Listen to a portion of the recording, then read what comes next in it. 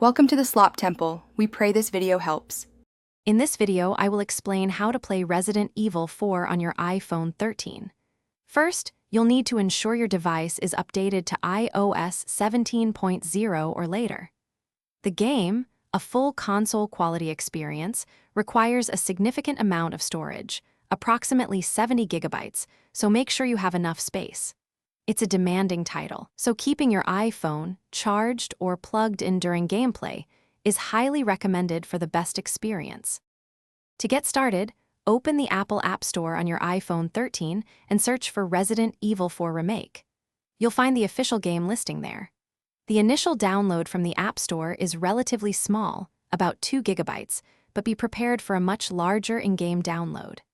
This main data package, around 65 gigabytes, will download once you launch the game, so a strong, stable Wi-Fi connection is absolutely crucial.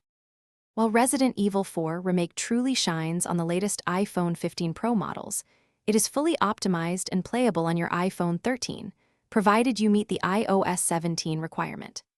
The game offers stunning graphics, and while some settings might automatically adjust for optimal performance on your device, the visual fidelity remains impressive. For enhanced control and immersion, connecting a compatible MFI controller is highly recommended, transforming your mobile gaming experience. To maximize your enjoyment of Resident Evil 4 on iPhone 13, consider a few tips. First, close any unnecessary background applications to dedicate more of your phone's processing power to the game.